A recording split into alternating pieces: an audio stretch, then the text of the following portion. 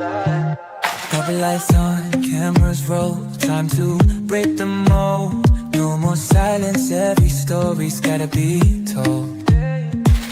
Truth in the air, no filter, no disguise. Real talk, real change, we open up your eyes. We got the voices that are changing the game.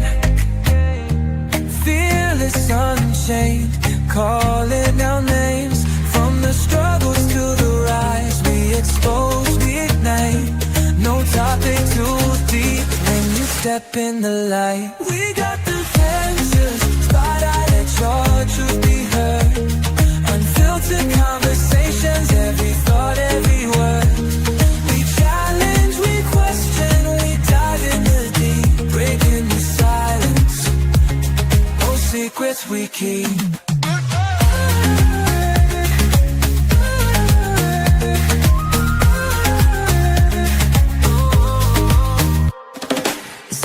From the pain to the power, the lessons we learn.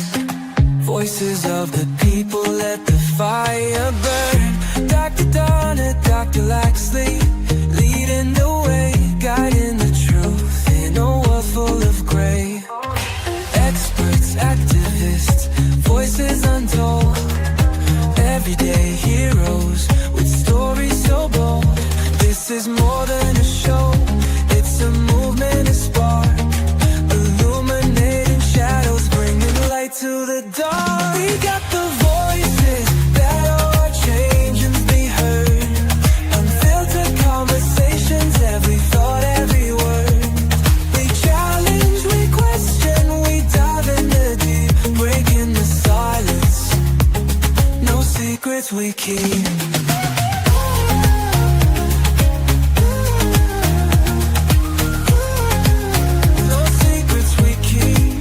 Step into the spotlight, let your truth be heard. Unfiltered conversations, every thought, every word. We challenge, we question, we dive in the deep, breaking the silence. No secrets we keep. We got the voices, spotlight, let your truth be heard. Unfiltered conversations, every thought, every word. We challenge, we question, we dive in the deep, breaking the silence. No secrets we keep. And if you want the real, then tune in right now.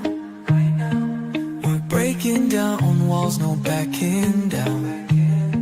One mic, one voice, one mission tonight. Step into the spotlight, let's get it right.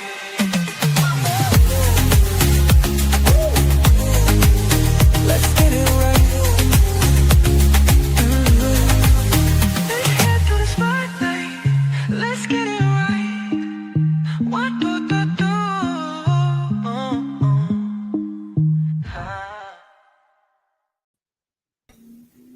Hello, hello, hello. Good evening, everyone, and welcome to In the Spotlight this evening. This is your home of unfiltered conversations where real talk is what we do. And I am Donna Thompson. I am Dr. Laxley, and together we are your moderators. What's cooking, Dr. Donna? Oh, nothing much. It's a wonderful Thursday, I must say. Okay, I wonder what makes it so wonderful. What is it that making it so wonderful? Well, I think today I had a lot on my plate, but was able to accomplish, I guess, majority of the task. Wow. And I'm here above ground, and I'm here with everyone on the show this evening. So hey, that makes it awesome. you had one of those days, huh? A human like day. Yes. Awesome. Well, we have a amazing show tonight. We have a powerful guest who's coming on, and we'll bring her on real soon. But we're looking forward to an exciting, engaging conversation with her about her work and what she's doing, empowering women and just empowering people. Period. Right. She's doing an awesome job. But we have big things happening at a Collision with Purpose movement as well. We have some big things about to happen. We're going to make a major announcement tonight about 2026 outreach. Big announcement tonight. And of course, over the weekend, we did something, or we participated in something, and we're going to show a video. And let's start with the video. I'm going to play a video, and then we'll talk a little bit about it after. So let's play the video, okay? Okay, sure. Jamaica. Small in size, colossal in spirit. From the baseline of reggae to the fire of our cuisine. From the soul of our art to the power of our people. Our influence reverberates across the globe. And here in Atlanta, the rhythm of Jamaica beats strong. But now, it's time to build a home, a permanent place that captures the essence of who we are. A Jamaican museum and cultural center that tells our story with pride, power, and purpose. Atlanta is home to thousands of Jamaicans, entrepreneurs, educators, artists, and dreamers. But there's no dedicated space where we can gather, educate, and preserve our legacy. That's why we're building the Jamaican Museum and Cultural Center, a vibrant sanctuary for heritage, history, and hope. Picture this. You step into a space alive with reggae beats and walls painted in green, black, and gold. Every room is a chapter, from the resilient Maroons to Marcus Garvey, from Miss Lou to Bob Marley. It's a place where history doesn't sit still, it dances. We are building more than a structure. We are building a legacy, a space where every Jamaican, young and old, can walk in and feel seen, feel proud, and feel connected to our heritage.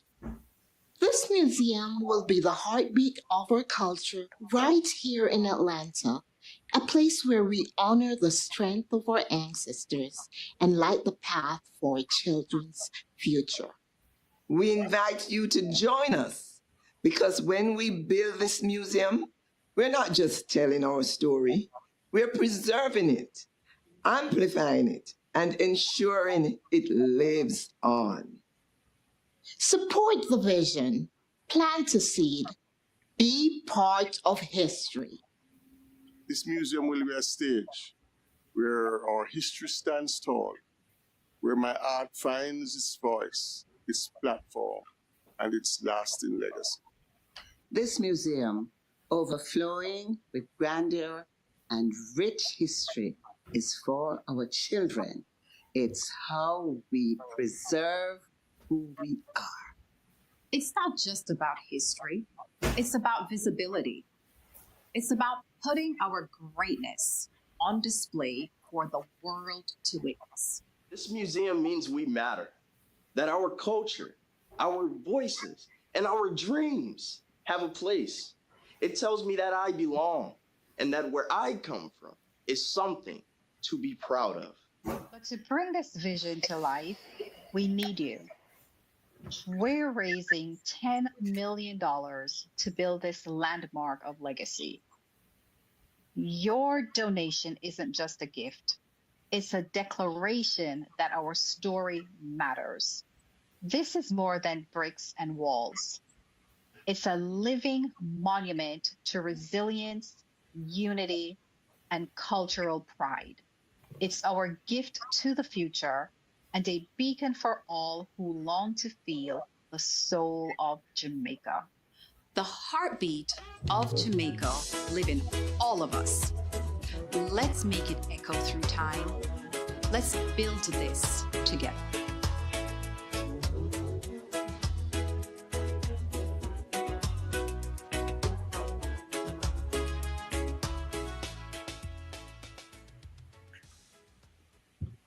All right, so that is that.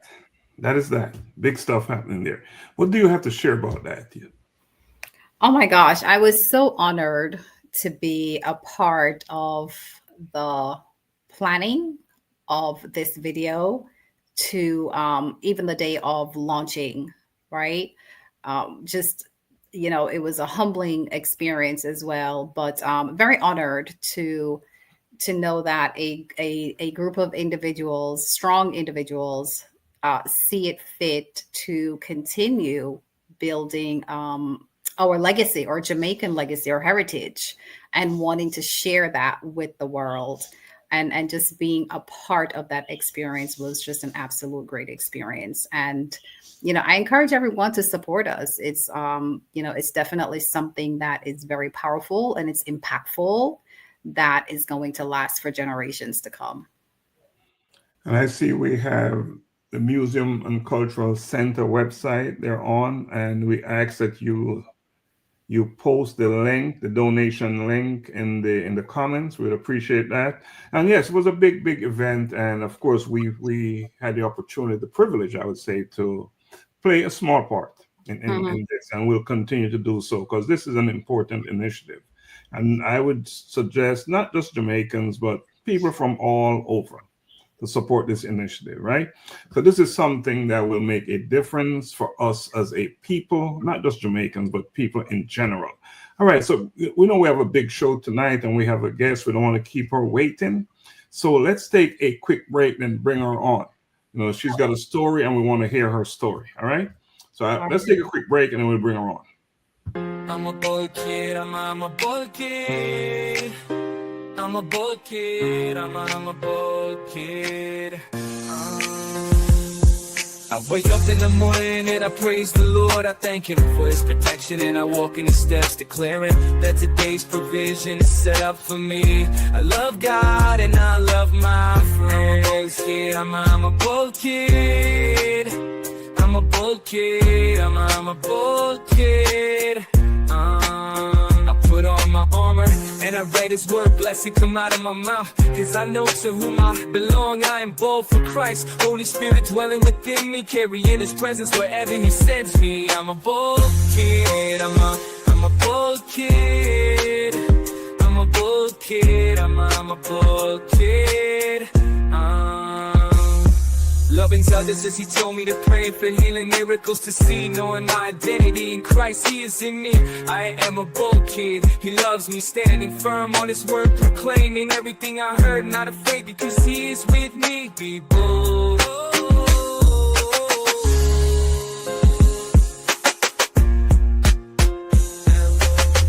I'm a bold kid, I'm a bold kid, I'm a bold kid, I'm a bold kid. Put on my armor and I let His word blessing come out of my mouth, because I know to whom I belong. I am bold for Christ, Holy Spirit dwelling within me, carrying His presence wherever He sends me. I'm a bold kid, I'm a bold kid, I'm a bold kid, I'm a bold kid. All right, welcome back to In the Spotlight. Dr. Donna, who do we have in the spotlight today? Oh my gosh. Okay. So today in the spotlight, we are we're honored actually to have a remarkable leader in our community. And of course, she's a female. And she has really dedicated her life to empowering women and strengthening them within their communities, right? And that is always an awesome thing to do. But we have none other than Ms. Sophia Holder with us this evening, and she is the president and CEO of United Barbadians in Georgia.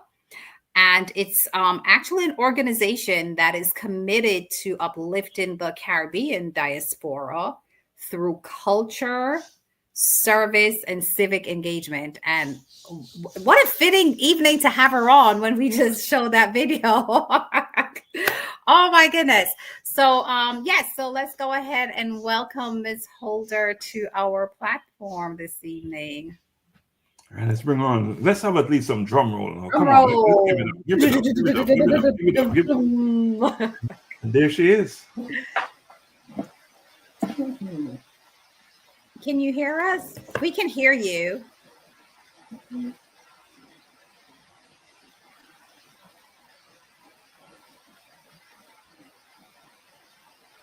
Okay, so Okay. for some Right. So, reason, let's see, she's not hearing us. right. So we're gonna ask her to log off and then log back on, and then we'll. So Sophie, if you can just log, if you can hear us.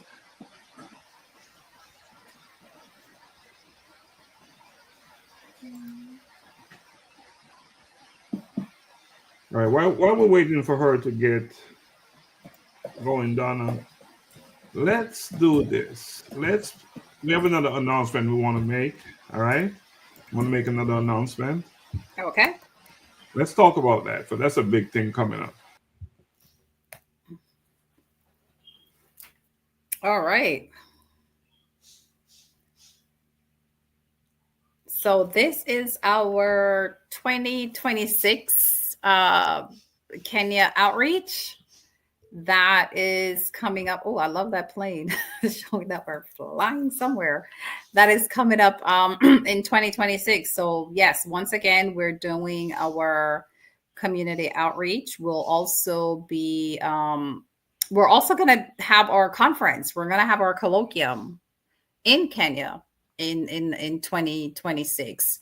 So this is a huge event as well that's coming up. And, you know, once again, we're doing the same things like what we did on our last visit, which is, of course, doing the toilets for schools and sanitary towels. And we'll still have the food campaign, the food drive as well. So those are just some of the initiatives that we will be doing in the 2026 outreach. And of course, definitely bringing our colloquium, our conference to Kenya in May of next year. So tentatively, the date, it's actually May, the end of May of 2026 that we're looking at actually having our outreach.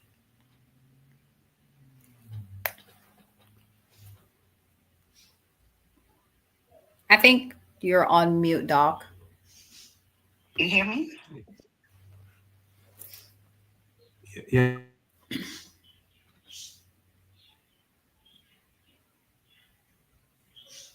Okay, so we're just experiencing, or apologies, we're just experiencing a few little minor glitches, but we're all here.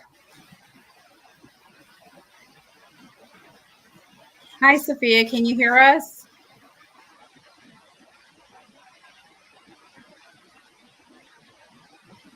I'm hearing some sound, but I'm not hearing. All right, Donna. So let's get back to the outreach. All right. So we're looking to bring approximately 20 friends with us in this time. Last time we did it was what, 10? Correct. So this is a big undertaking, right? Big undertaking. So and I said friends because it's about bringing friends with us. When we travel to do purposeful work, we like to do it with friends, right? So that's what this is about. And share some of the initiatives that we're looking at doing. Please share that.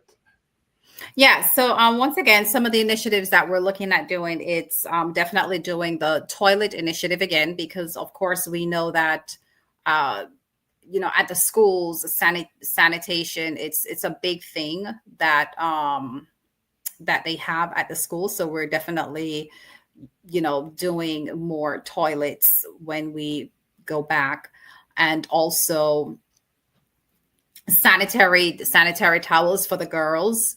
That once again, it's a huge you know, thing in Kenya. So we'll be doing the sanitary towels for the girls as well, and along with the food drive, because we found that, you know, visiting the orphanages, that really helped the orphanages where they were able to supplement some of their the feeding for the children that's there. So they're just, three of the major initiatives that will be doing. Of course, when you're there, other things may pop up. So, there may be additional things that we potentially can undertake while we're there, but those are the three main things that we'll be doing. And those are pretty huge. You're on mute, Doc. While work is our focus, we look to have fun as well. So it's not just work. What are we looking to do for tourism and entertainment? So, of course, we will be having the conference. We'll definitely have our colloquium there. So that will be part of one of the things we'll be doing there. So we'll have engagement from the community, honoring community individuals, servant leaders in the community who they're working within their community. So we will have that will be taking place. And then our Kenya or book launch. So we'll be doing our book launch, of course, once again, for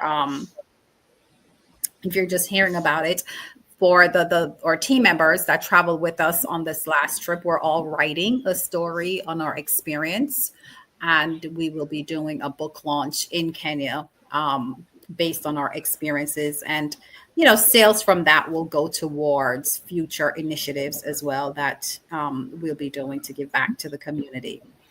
Fun, of course, we'll be visiting, probably more than likely we'll visit the safari.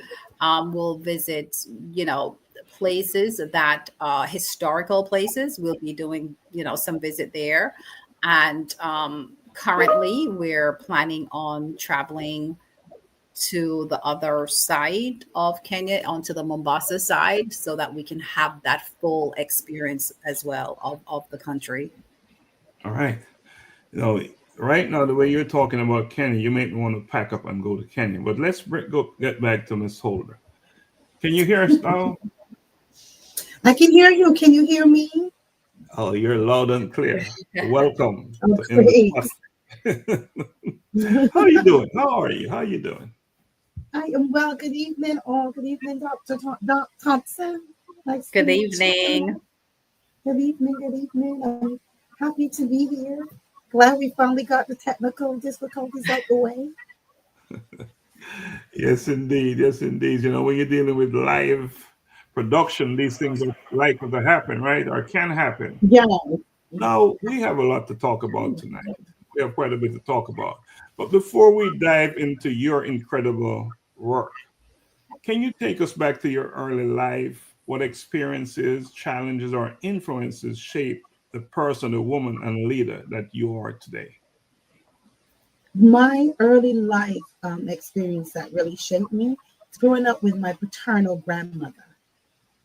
My mom and dad were teenage parents, and my mom lost her mom when she was about 12.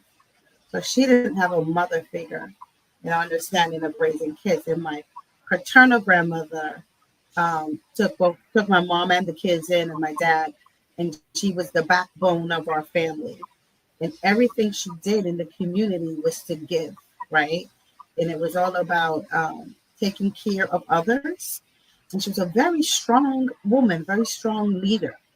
And I believe I take on a lot of her personality, and that is what really shaped me. My grandmother was a pillar in the community. In Barbados growing up, she made pudding and sauce on Saturdays. And the police department would come to our house. There was we had a shop where she would sell. And she would be that woman in there with the men growing up in the 70s, holding her full conversation, taking a shot of rum. She liked snuff, take her snuff, and she would hold her own in that arena. And my grandfather was older than my grandmother.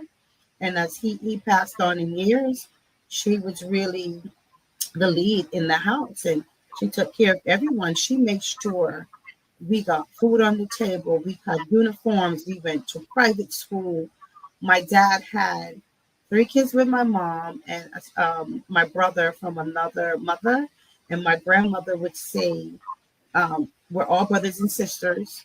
And my brother's mom lived in the States at the time as my dad did as well. And we would get my brother every summer. He would come spend with us. She was a family woman. Everything about her, when she cooked to feed the neighborhood. Everyone stopped by. Oh, we're going by Miss Holder. And you get some food. She always would feed you. If anyone in the neighborhood got into trouble, was having a hard time, I would go home. Like people bring home cats or dogs. I bring home people. Ma, this lady's having some trouble with her mother. Can she come stay with us? And, she's going through things with the kids. And my grandmother would say yes. And we would take people in and they would stay for a while till they get on their feet and then they will move on. It has always just been a part of my life. Mm-hmm. Yes, that's me. So, it's interesting that grandmother, when you're talking about us, right? Caribbean people from Yes. Africa, people, who look like us, grandmother always seems to play a major role. Is that your experience too, Donna? Yeah, grandmothers, they are the pillar of our families. Wow. And often when it's a grandmother who is strong and powerful, and when I say strong, I mean just got it going on, you see the ones that she raised tend to be like that as well. And that's what we're hearing here from Sophia. And I'll say this, Dr. Laxley, that's so funny. My grandmother, if you see me the way who I am, it's so funny that we're having this conversation because you're really making me see it. Growing up, she would say, "Come, Sophie, fix my hair." So she would fix her hair and she never leave the house unless the hair was fixed. Either it was her hair or it was the wig, but she had to be dressed. Iron clothes. She was in the mirror. She was tall, right? And she stood tall and she walked really tall and really proud. And that's how I carry myself to this day. She was always about making sure she still presented as that woman while she did 50 million things and really ran it well respected in the community. Awesome. We're I give it all grateful. to her. We're grateful and we're thankful to your grandmother for what she did. And look at what you're doing now. And Dr. Donna? Yeah, absolutely. It definitely gives us valuable context about where your story actually began. Grandparents, grandmothers, they're powerful. And it definitely, let us kind of see how the direction of your purpose, right? But Yes. so Sophia, let me ask you. So your journey into women's empowerment and the nonprofit leadership, it's very inspirational, and I see where it's intentional, right? What was the pivotal moment that helped you to discover the path of purpose? The pivotal moment. I've had so many of those in life. I studied rural development in Senegal, Africa. It's a summer there.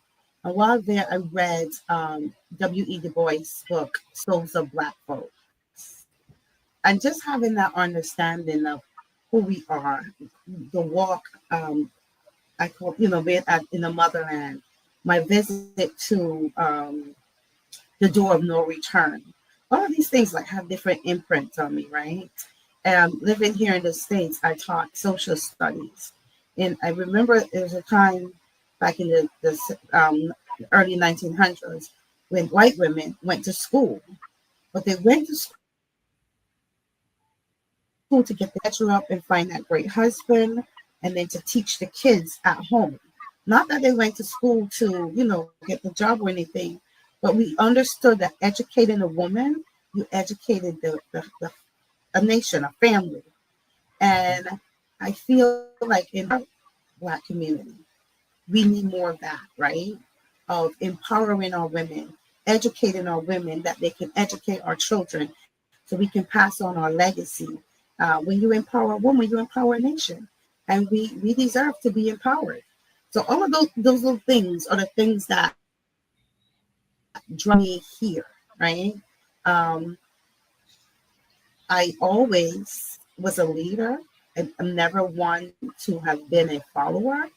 So it was just a natural course of way for me to, I didn't even, sometimes I didn't know, I don't realize I'm leading. People just naturally, oh, follow. I'm just being me, taking my direction. You know, that's what I do.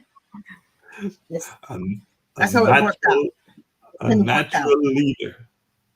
You know? Yes. I'll tell you, this is growing up in Barbados, on the playground, right? I would say, no, I don't want to play whatever game was playing. I just didn't feel like it. And then everyone else would say, oh, well, I'm not playing. Well, I never told anyone else not to. I just don't want to. Or I'm going to walk this way. And they're also and they'll just all walk with me. I just do me and people follow. It's not I don't say, come with me. It's not that way. It's not that way. No. Well, no, it is. But growing up, it just so happened naturally.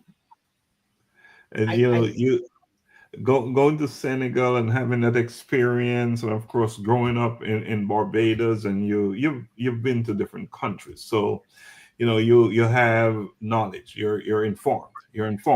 So along the way, you have carried many roles and responsibilities, of course, and each of them added another layer to your leadership.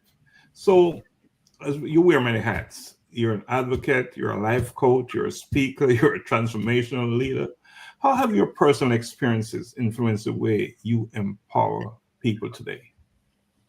My personal experiences. Well, each of those roles really are one, right? They really build on each other and play with each other. And my every step in my life, right, has led me to a space where I have experienced something that I want to share with the world, or I have learned a lesson that I would want to share with someone to help them learn that lesson, right? Growing up with my share traumas of everyone else, we all have our different layers of traumas, right? My mom being a teenage mother and growing up with my paternal grandmother. At some point as a child, that would register to me as abandonment, right? Not recognizing that I'm being placed in the best place for me. As a teenage mom, don't have the skill sets that I really needed. But as a child, I would not understand that. I registered connected from my caregiver as abandonment. So that's that experience, right? Then we grow up and we come up along in the islands in the 70s and the 80s, and a woman should be seen and not heard. I did not sit well with none of those things that we go through, right? The differences in relationships. I've held my own. I have always been such a hard-headed, determined person that I would go against the family's way. So at some point, my dad had to say, look, you will have to go on your own and do you. And I had to figure it out, right? And all of that allowed me to grow, right? And when I give coaching leadership, it's from a personal experience of understanding, not just book theory. When I work with my moms, I can speak to them about that hardship of figuring out how are we going to pay the light bill today and manage these two kids while going back to school.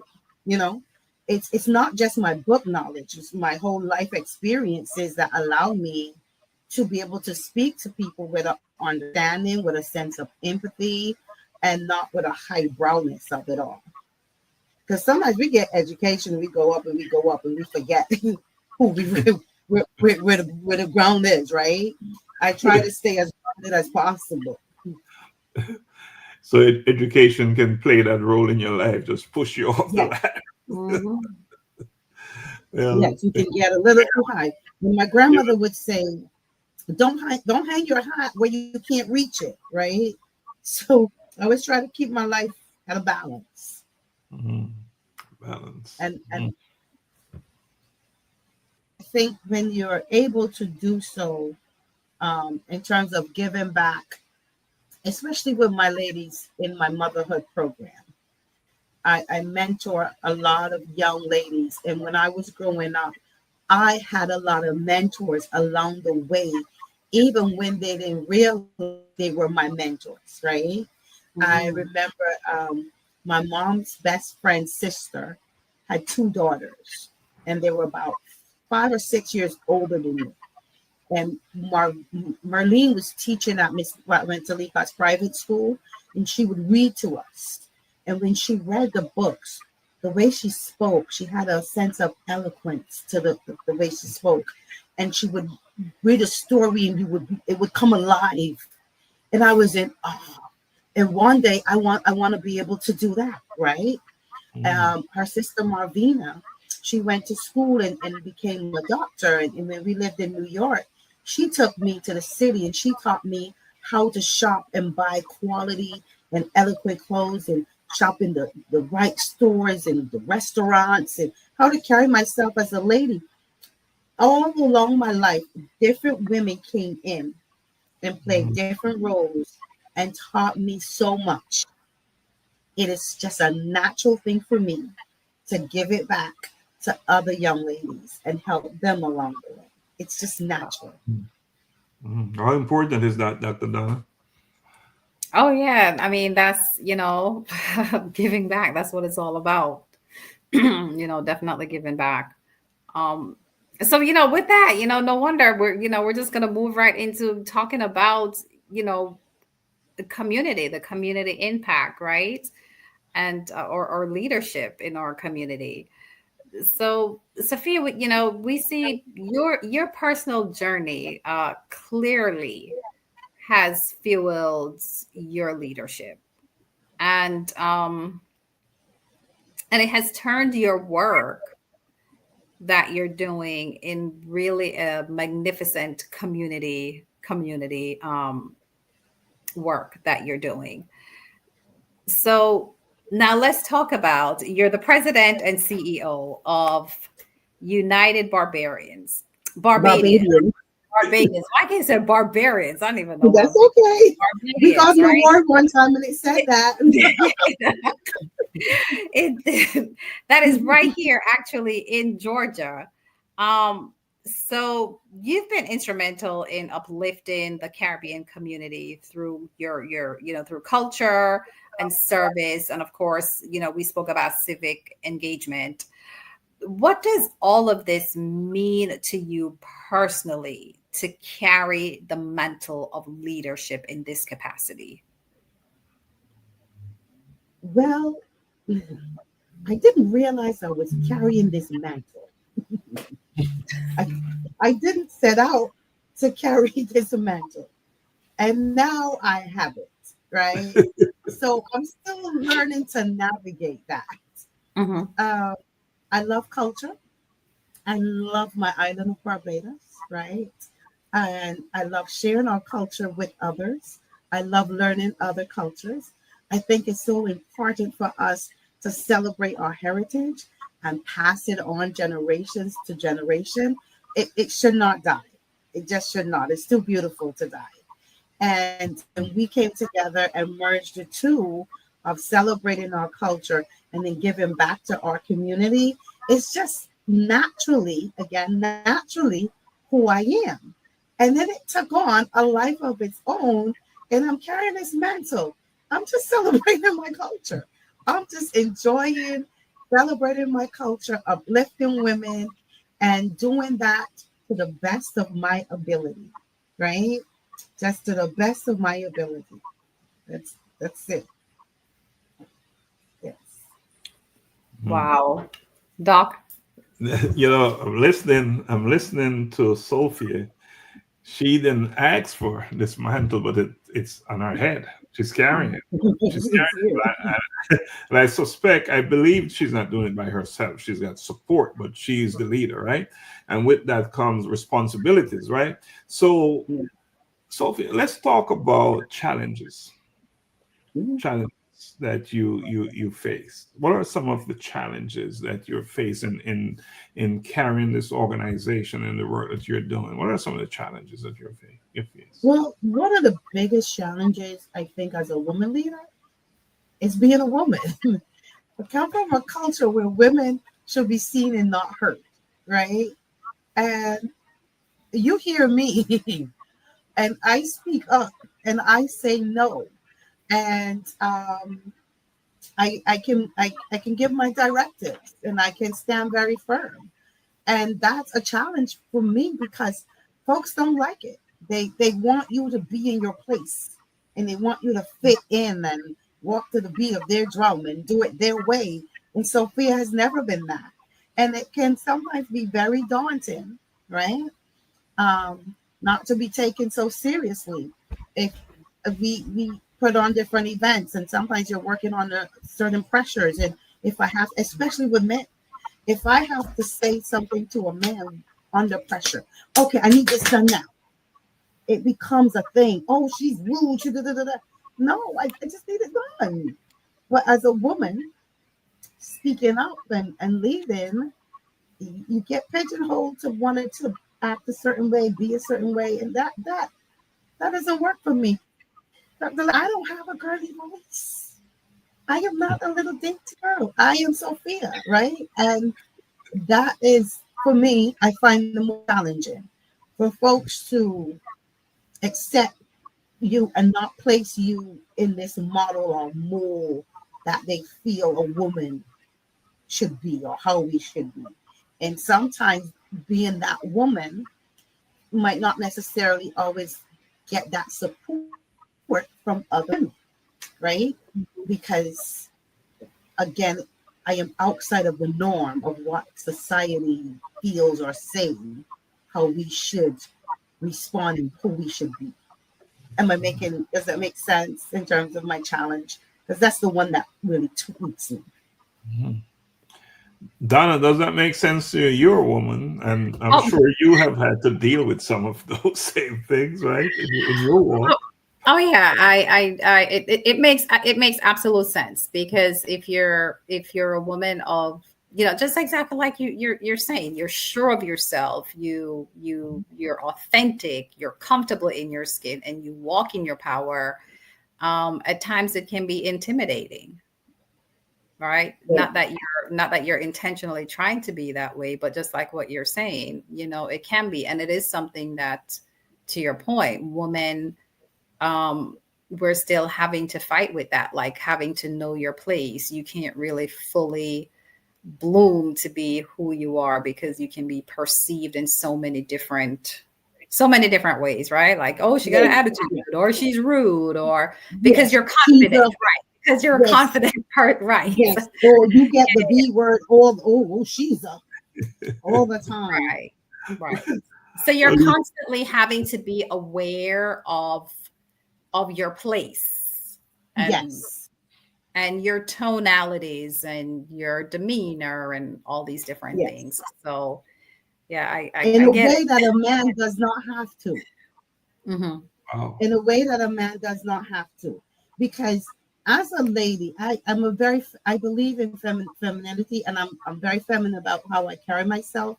So I am aware of me, right? I'm aware of me, how I walk and how I talk, how I move. But that's within me as a woman. But with me as a leader, compared to a male leader, I always have to be mindful of, don't sit this way, don't talk. If you look at constantly watching how I move. And I don't think that's a fair thing to us as women leaders. Well, let me ask both of you. Something I'm curious about. Is the challenge coming from men, women, or both? Both. In Caribbean culture, it's something I fought growing up because I just came out the womb different. right? I never, as a child, I didn't do the seen and not heard. As a woman, I didn't do the seen and not heard. You always heard Sophia. I always spoke up, but I just, they say in the Caribbean we're a high power society, America low power society, right? So in the islands you have that hierarchy and there's respect that goes up the line, and you fall in line and you're supposed to act this way and do these things. I never followed the rules. I never understood it, right? I never got it. I always was that type of a person. So that is hard in itself.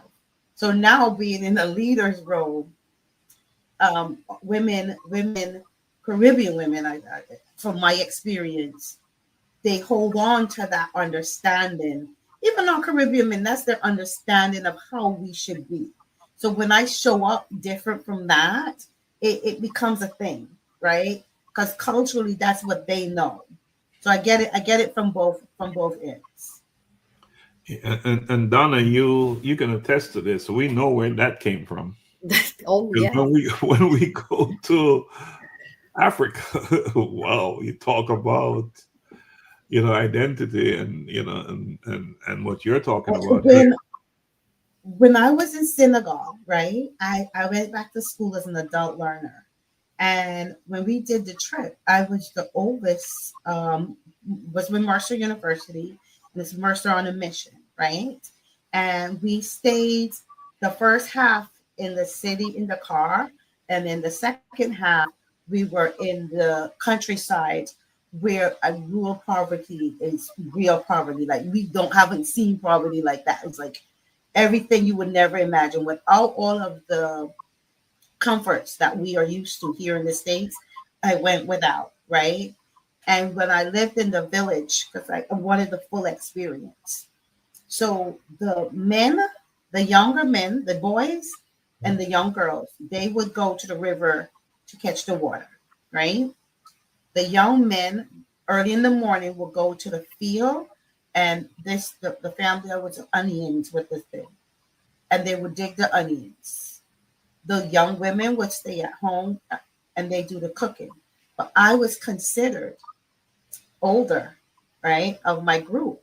So they treated me like an older woman.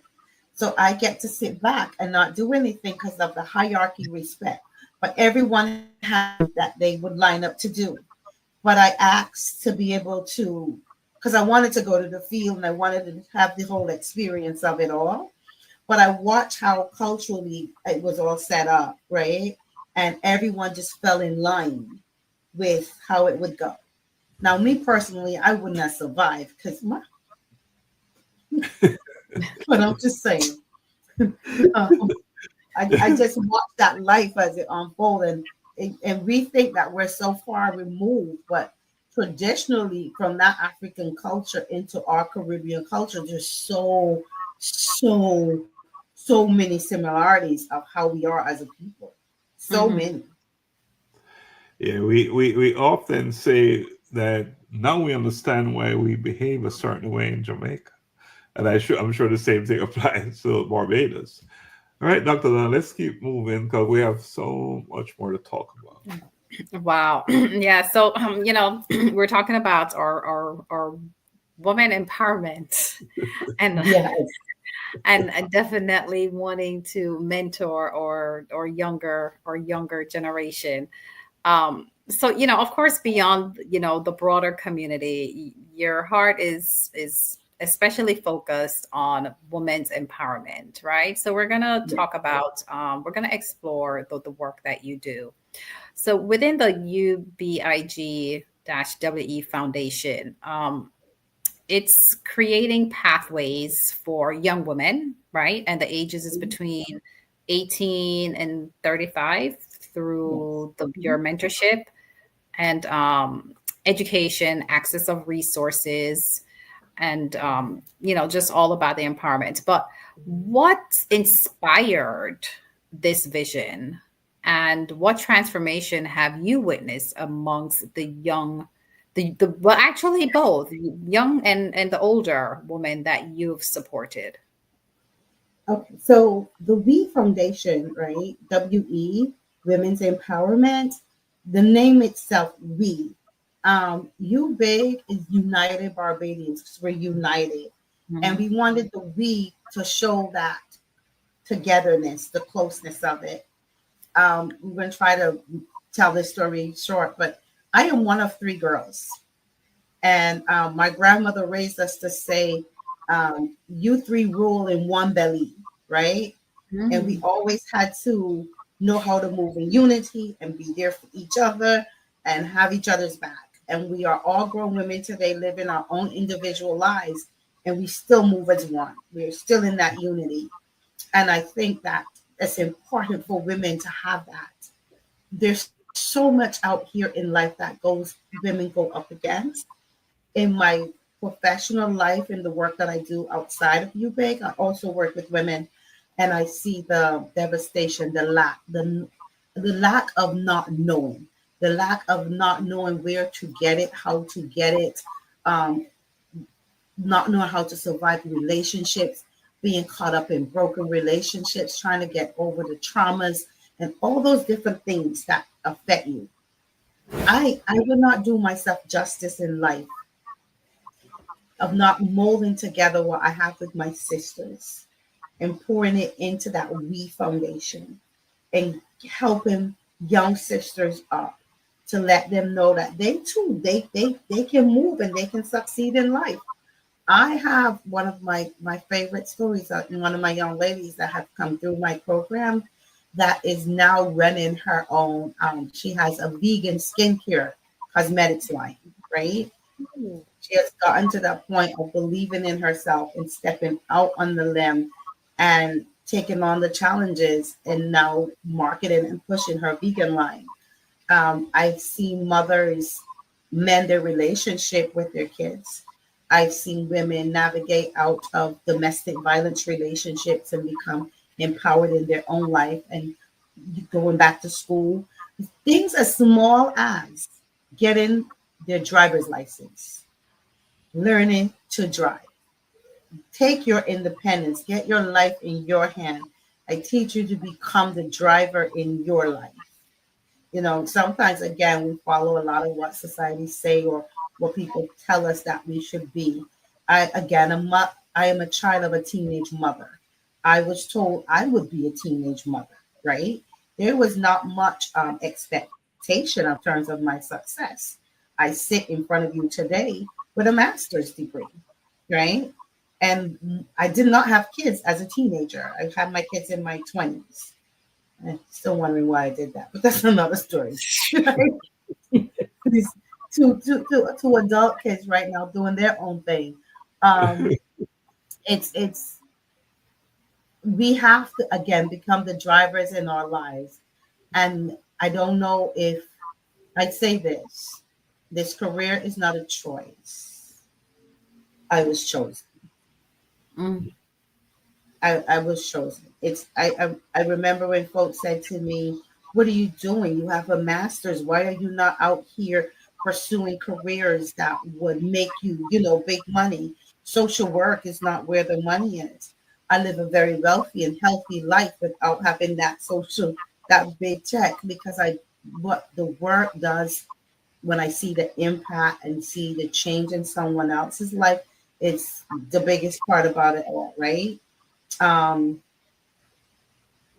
I know what it is to be a scared girl alone and not having direction, not knowing what you're going to do, how you're going to get there.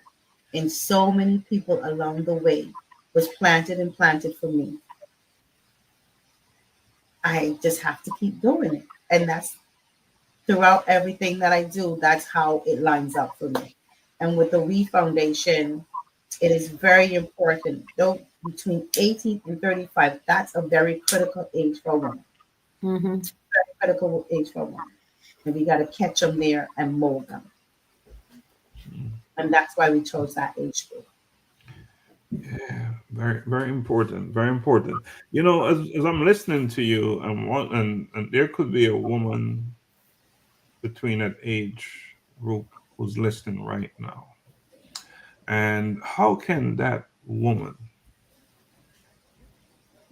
join and become a part of the foundation and get support from the foundation? On our website for the WE Foundation, on our website, UBiG246.org. That's UBIG246.org. There's the link for our Women's Empowerment Foundation. And on that link, we have different resources that's available that you can go on, sign up, get information.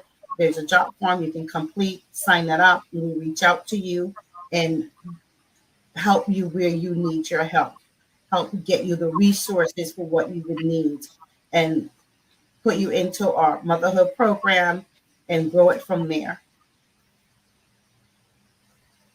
Again, that's UBIG246.org. UBIG246.org. Just so we get it clear. Right. UBiG246.org. Right. So Sophia, you're a certified life coach. And as a certified life coach, you guide women, help them to rewrite their stories and just to rise to their full potential. But as you and I, we know how life is, right? There are all kinds of barriers out there.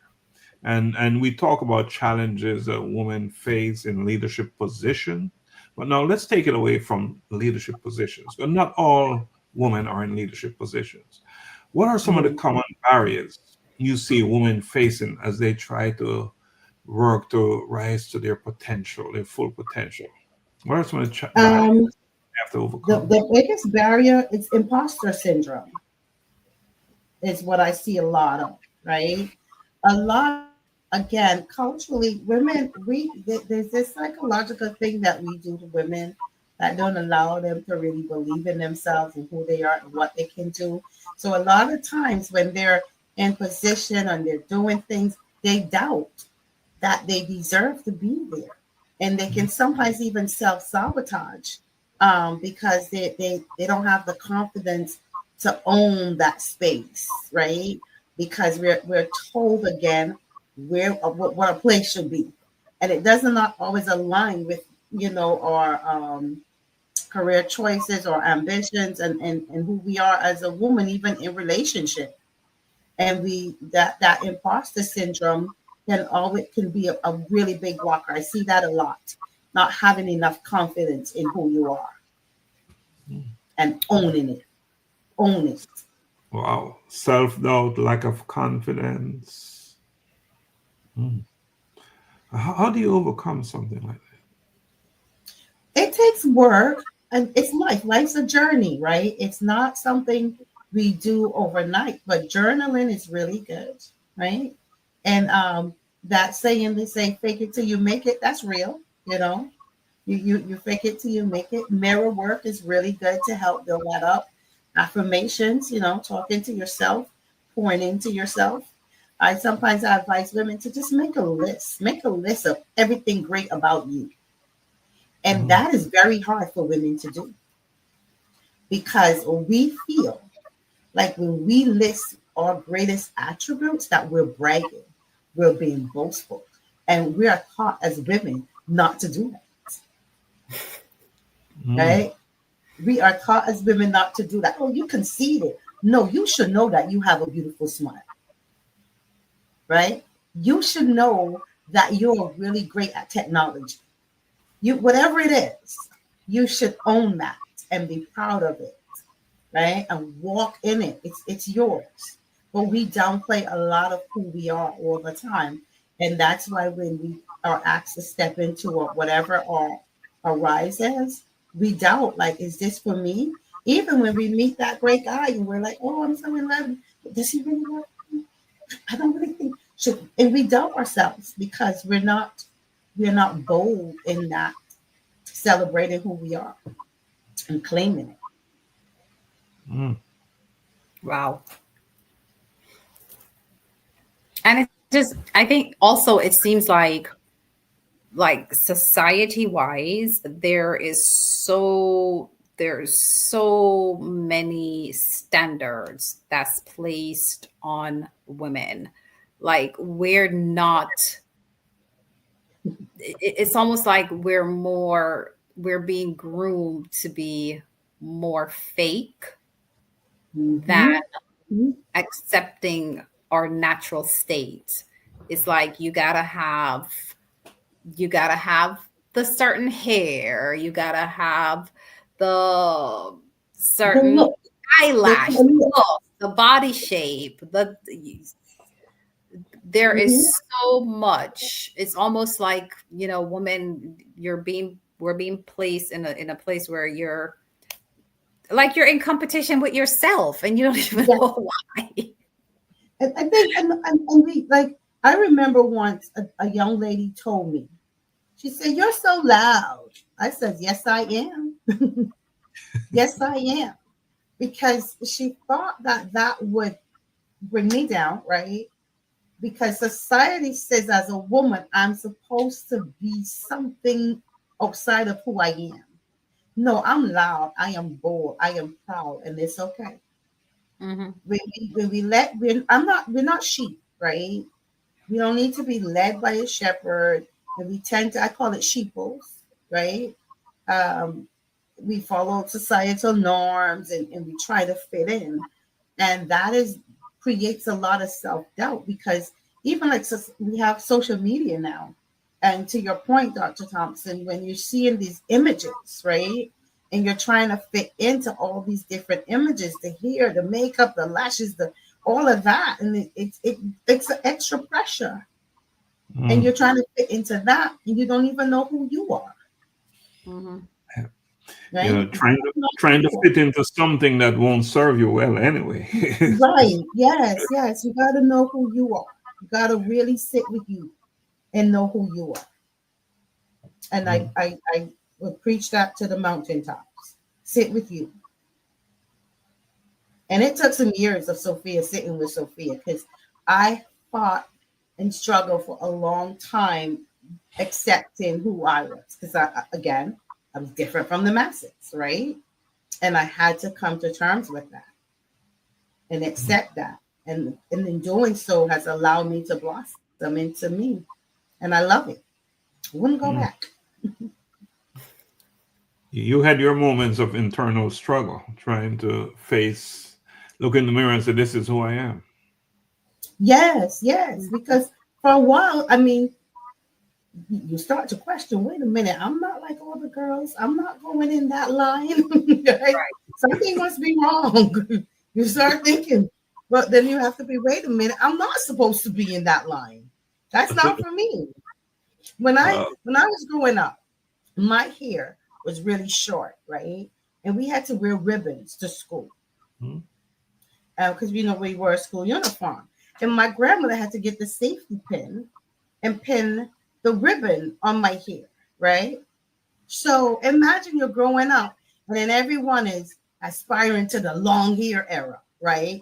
But your hair is short. And now you're thinking something's wrong with you. No, you're okay. You got short hair. It's fine. It's your hair. You accept that, you embrace that. Whatever your thing is, you embrace it and love on it, and it's gonna blossom out, right? mm, Everyone, I tell my students when I taught eighth grade social studies, and I would say this: everyone is not built for the college route, right? Some of us are gonna be makeup artists and hairstylists, and we are creators and we're creative. So we get a sense of self-doubt. Oh, everyone is going to college and I'm not going to college. If we would stop doing that to people, let embrace who you are, your skill sets, your smile, your physical attributes, whatever it is, celebrate that and own it. It's how I see it. mm. As a woman who's very confident about me, right? I am never the woman to be, I'm so confident about me, that means something is wrong with you. No, we all can share this confident space. That's how I see it. Great point. Great point. Because often, if people see you advancing and growing and becoming a stronger you, they think it's taking away something from them, and that is Yeah. not the case. In fact, that should be encouragement. You're setting an example, so that Mm-hmm. is empowerment right there. If I understand what empowerment is, all right, Dr. Nunn, let's talk a little bit about mentorship. And I know you have a question for Sophia about mentorship. Yeah. So, of course, we're talking about this, and we see that, one of your big things, of course, is mentorship, right? And that just seems to be the common theme in everything that you're doing and you're living by. Um, but I wanted to ask you, why is mentorship so critical for the next generation of women? And how can more of us step up as mentors, even if we're not necessarily assigned to be mentor, but even just in our living, how can we, embrace those things? I think that we are all mentors, right? Um, like I teach my young ladies sometimes.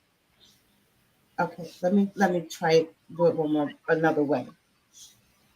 As young women, a lot of us don't have, we suffer in silence. Let me put it that way. We might not have different leaders, guidance, mentors in different areas in our lives, and we won't speak up about it, right? I remember early working at in my professional job, a young lady started to work with me, and she's about the age of my daughter. And she bonded with me, and she told me she moved here from Minneapolis, and her mom had a strained relationship. And there were certain questions and things she needed to know as a young lady that she didn't get from her mom, that she would ask me about, and we would have those conversations. And this is before I even started women's empowerment, right? In Hmm. mentorship. And this is some of the things that led to that. And in guiding her and seeing the need for it, um, it's out there. And I would tell my ladies now, you look for someone. I always look for ladies that carried something about them that I like, and I watch them and I model myself after them. So in today's world, and we're helping young ladies, even if you're not signed up in a program, which is great. I'm always open for mentors to come in and mentor my ladies. But just how we carry ourselves in our day-to-day being, you're mentoring somebody. Somebody's watching you.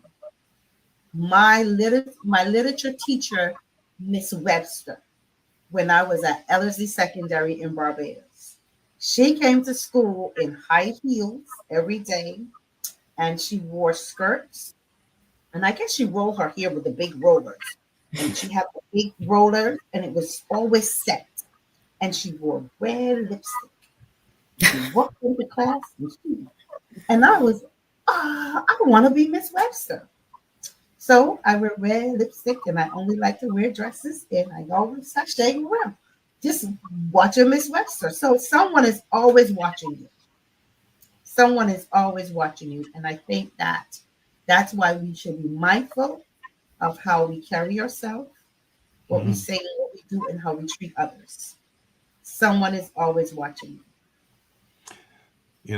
Someone is always watching. Are you wearing your colors from your country? Always. I, Always. you I know, I represent Barbados. Yeah.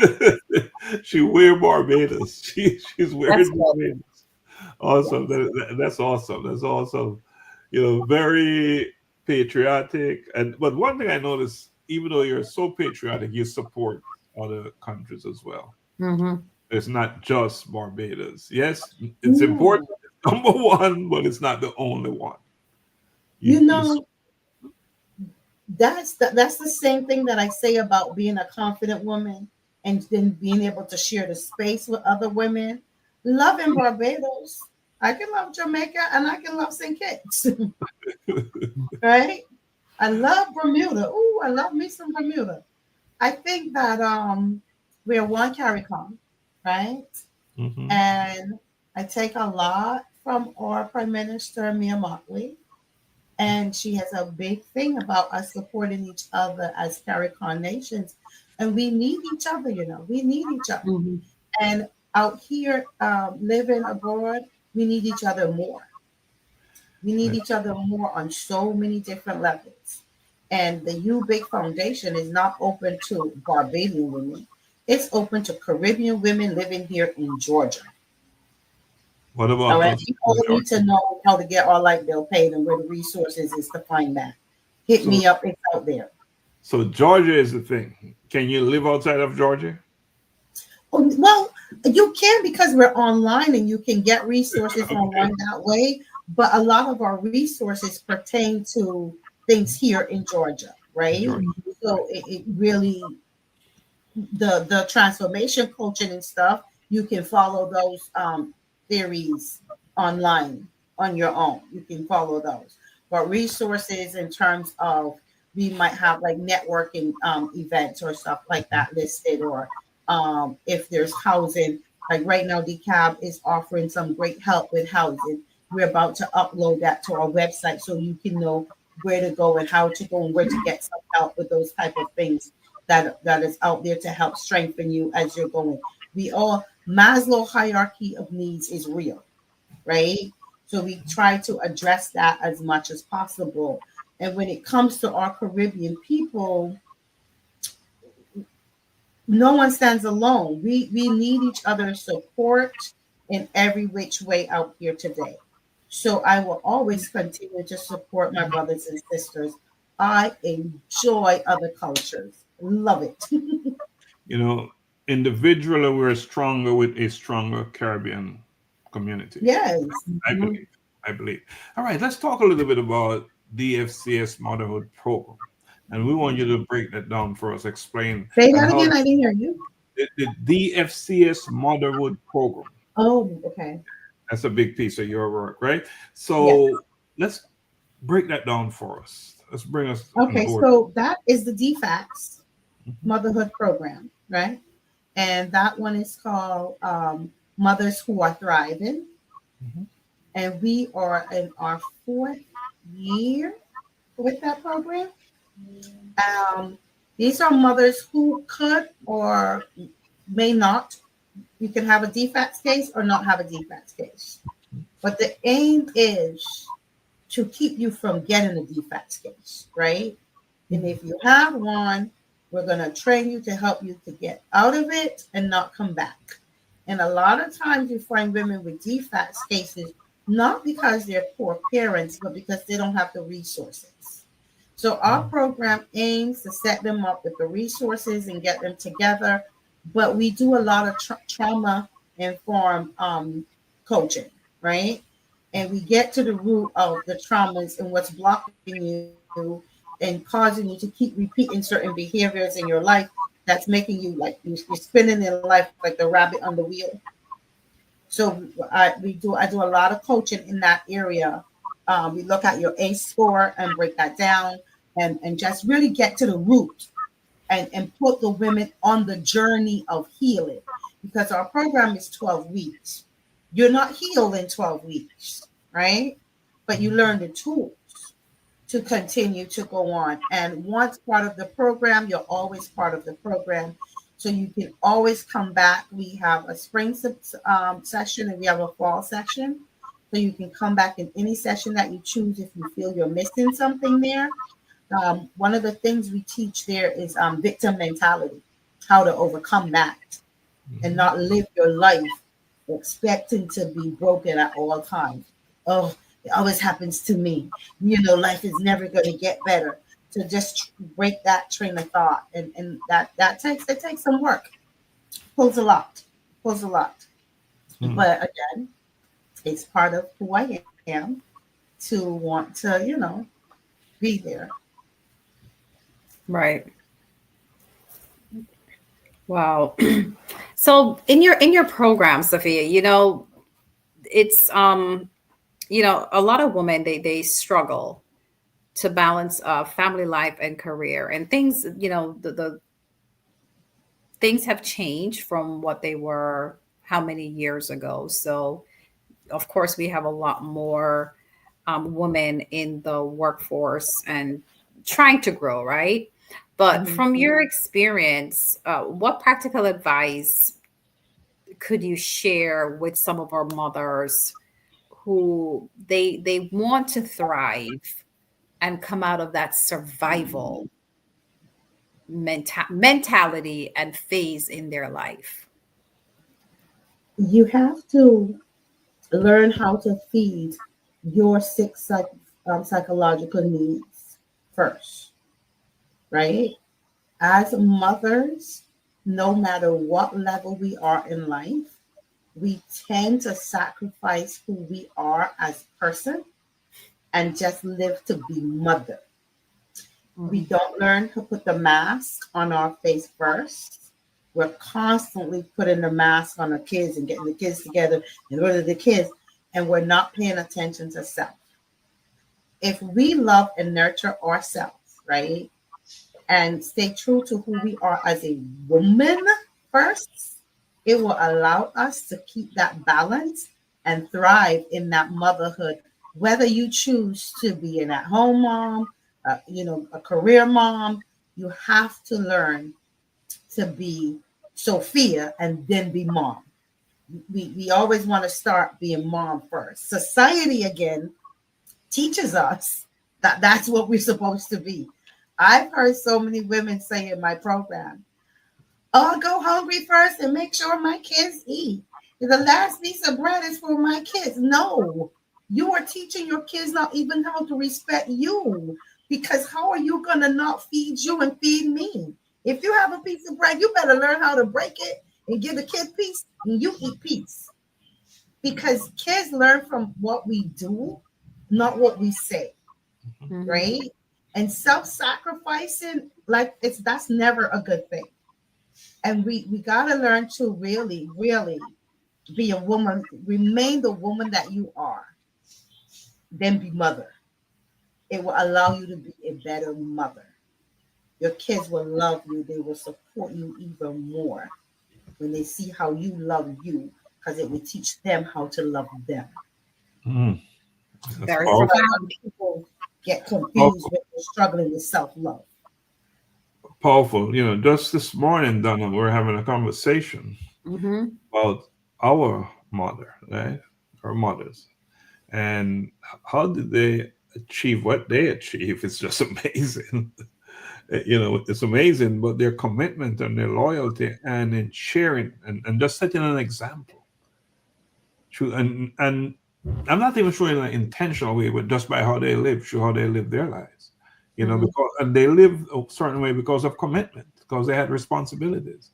And if they didn't take care of it and do it, there's no one else to do it. So, your situation sometimes forces you to act a certain way, and they certainly did it. So appreciate you sharing that, Sophia, the importance of not just talking, but how you walk. Because our children, they're paying attention. Very much so. Yeah. So you have been recognized, Sophie. You've been recognized in different media outlets, right? But beyond the recognition, let's talk a little bit about legacy. And what is it? What is that legacy that you want to leave behind and let's talk about for women and the Caribbean community, because I know those two are big for you. I haven't given much thought to that, Dr. Laxley. The legacy makes me feel like, whoa, like there's so much behind me. I'm not getting started. My legacy, I'm still 25 in my head.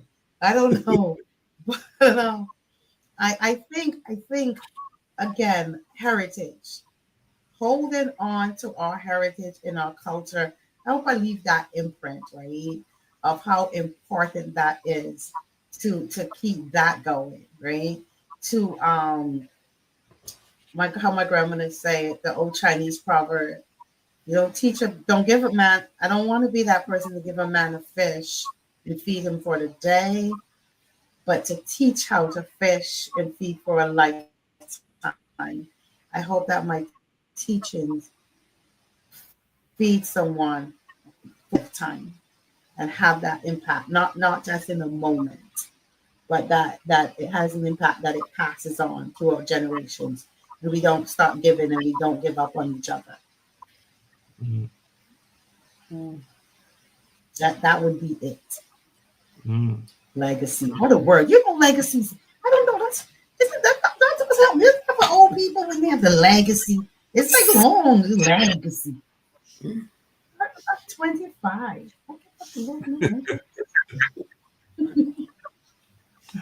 I don't know why I thought she was going to say she's 19. she stretched her age to 25. Yeah, no, I want to be a certain way legal. 25 is it. I want to be able to drink the drink. I'm still Caribbean from Barbados, the land of rum.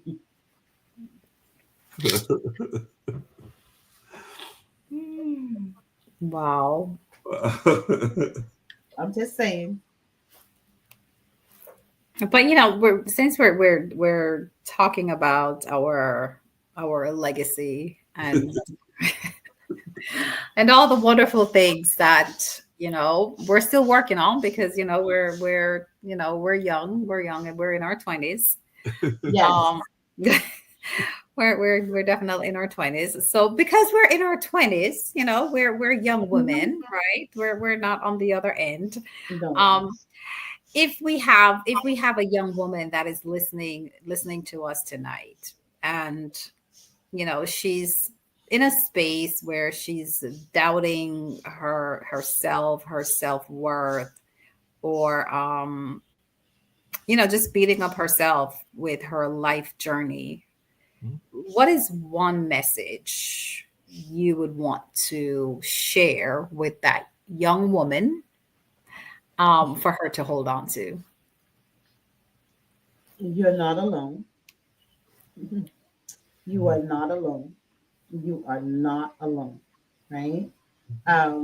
Sometimes if you're in a dark space, I never advise you to ride that out by yourself, right? Mhm. I think you should have someone to talk to. Find someone to talk to.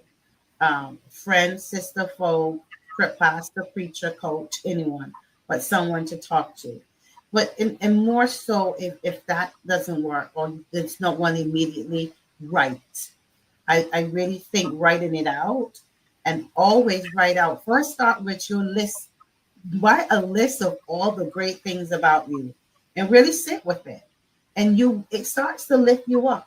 And sometimes it's really hard when you come along and everyone around you can tell you or did something negative, right? Or say something negative. It's really easy to slip into that darkness and not to be able to see who you are, right? And that's why I feel like you need someone to talk to. But I always say, start with you and the mirror. Start with you in the mirror. And sometimes just I love you is good enough, over and over again.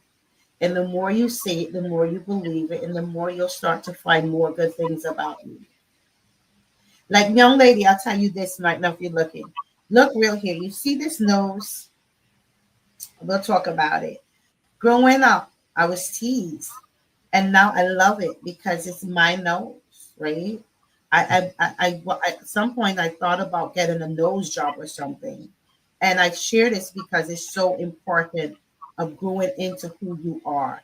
So when you're looking for something, you can easily look and find whatever you might feel is your not positive. But this one right here makes me so different and unique, right? So that's how I see her now. So look for what your thing is. Find your thing and work with that. And that's just one step out the door. But you have to get with someone to talk to. It is important. Do not suffer in silence. Too many of us suffer in silence. Wow, that's a great conversation to have with that young lady. Look in the mirror and acknowledge who you are and accept who you are, because you are significant. Yes, you are. Value, right? So important, Donald. You Yeah, know, and self-doubt is a disease.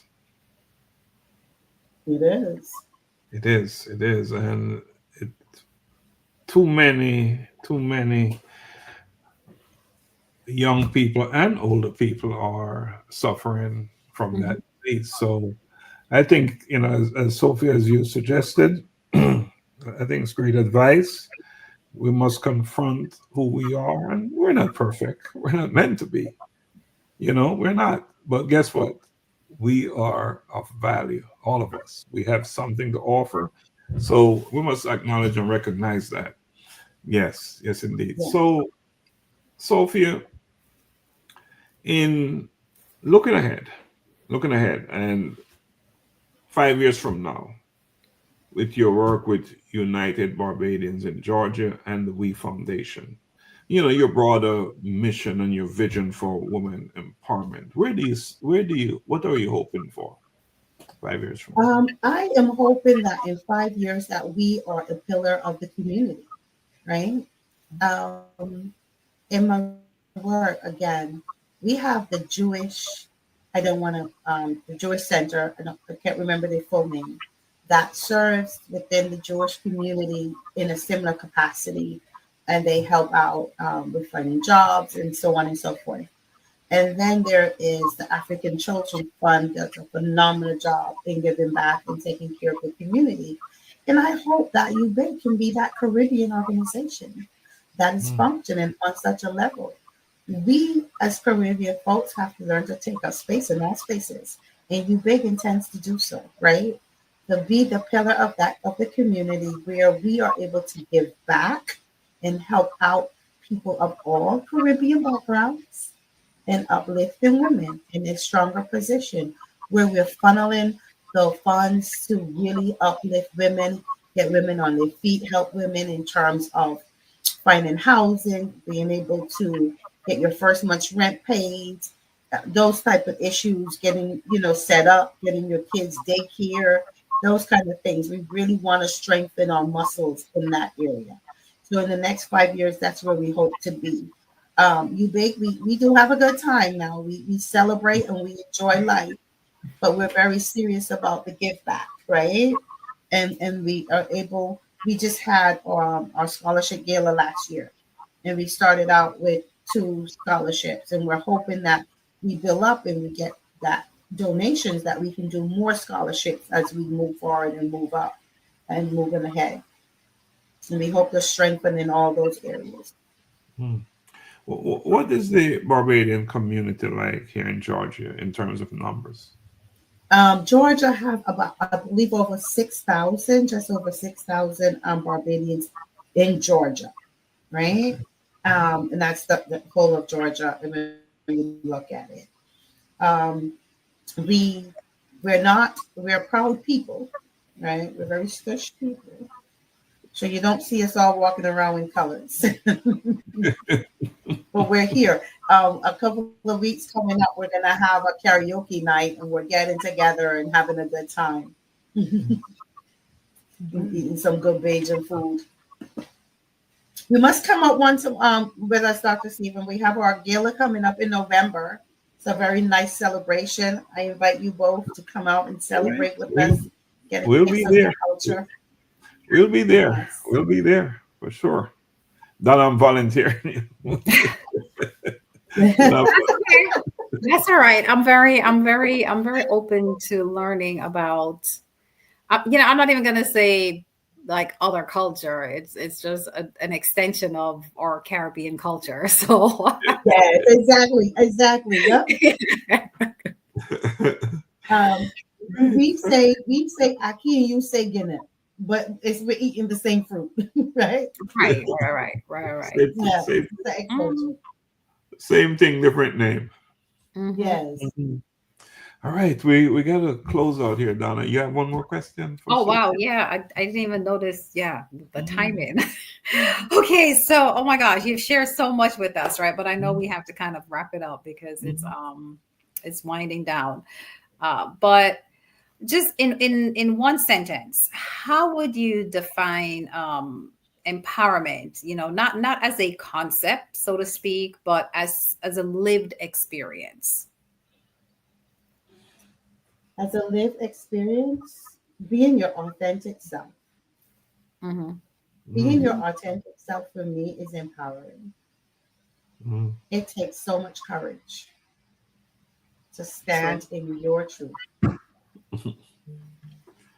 You know, we're living in a time when some people are afraid to say, "This is who I am." Yes, You so know, much so. And I it's, see it on a daily basis. And to the point that sometimes people will say, "Oh, you're so crazy," because you're being yourself. No, I'm okay. I'm really normal. This is me. I'm just not following the masses. So to you, it must be abnormal. So you associate it with, "Oh, you're crazy." But being your authentic self, that's the most empowering thing anyone could ever be in this lifetime. right.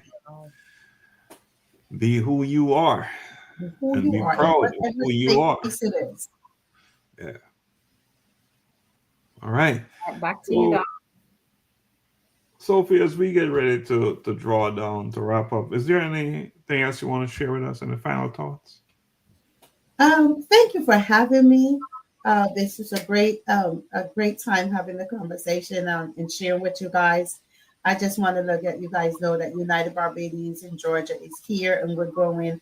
We invite everyone to come out and learn about who we are. We're a group of 6 passionate women. They're all as passionate as I am, loving on our island and sharing our heritage. We have a couple of things coming up. We're about to go to Barbados in October on a service trip. We are going to be giving back to one of our clinics there that we have adopted. That trip is October 9th to 14th. You can get more information on our website. Please check it out. And then November 15th, we celebrate Barbados' independence. And I would love for you guys to come out and celebrate with us and learn more about what we Bajans do. And this way you'll learn the difference between Bajan and Barbadian. Yeah, you know what I mean? Yeah. We'll I'm teach you looking all forward. that. I'm looking forward to that. I'm looking forward to that. I'm looking forward to that. All right. Thanks for that, Sophia. You know, just want to say thank you for accepting the invitation and for showing up on our show tonight. You know, we are better off for that. We learned much tonight. You know, from you know your early journey, and you're talking about your grandmother and how important role she played in your life. To this day, you model yourself from so much of what you learned from her. And you talked about the importance of setting example, and she started that for you. She set some examples for you, and those examples is staying with you to this day, made you into who you are. So we appreciate you for that. Now, what I would like, and I hope that we'll take away from the conversation we've had with you tonight, is very simple, but I believe profound. And it's that empowerment is not something we wait to be given. You talked about empowerment is just being your authentic self. So it is something that we rise into together as a people. You know, your story reminds us that mentorship, advocacy, and community are not some luxurious, out of sight things. They are necessities for a generation that longs to thrive and just not survive. So we learned that through our conversation tonight. So as we close, and Donna, you're going to close up, I just want to say this. This is something I want to leave with anyone who will be listening to this program. That may we be inspired to lead with the same intentionality and to serve with the same compassion and to create legacies that lift others higher, not just us. You know, and that's what I want to say. So, Sophia, thank you for your courage, your leadership, and your unwavering commitment to making empowerment a lived experience. You know, your WE Foundation that's what it's all about, and that is what it's doing. So, Dr. Donna, I'll pass it to you. All right. So Sophia, thank you so much for coming on this evening. Definitely, you have shared so much with us, and I'm definitely extending another invite for you to come back because there's so much value in what you're doing, the work that you're doing, and it's so important for our younger young ladies growing up to be nurtured in the right way, right? Because we see social Yeah. media is kind of raising our kids, in a lot of ways. Okay, yes. So definitely want to invite you to come back to, so we can speak on this topic even more. But, once again, kudos to the work that you're doing. Continue doing what you're doing. And just like you said, you shared with us, someone is always watching what you're doing, and you're a living example of what you're doing, and you're living your legacy. So, that is awesome. And we will come out and celebrate with you as well. So thank you for your invite. So definitely come out and celebrate with you. But for our audience, thank you for joining us this Thursday evening. We hope that you found this episode very enlightening and you walk away with something that was empowering, that can, potentially change your life, right? Or even if you're in a stuck place right now, something resonated with you where you can make that change. And we do not take your time for granted. So we are happy that you joined us. But of course, like always, tomorrow is Friday. So we charge you to go out there tomorrow and do one act of kindness. Find someone that you do not know and do something kind for that individual. So from A Collision with Purpose, we're asking you to go out there and share love and kindness and just let it become infectious, right? And do have a safe and wonderful Friday and the remainder of the weekend. It is the holiday weekend, so definitely be safe out there and have a wonderful Thursday evening. Thank you.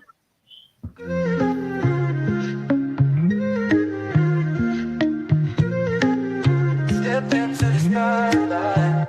Couple lights on, cameras roll. Time to break the mold. No more silence, every story's gotta be told. Truth in the air, no filter, no disguise. Real talk, real change. We open up your eyes. We got the voices that are changing the game.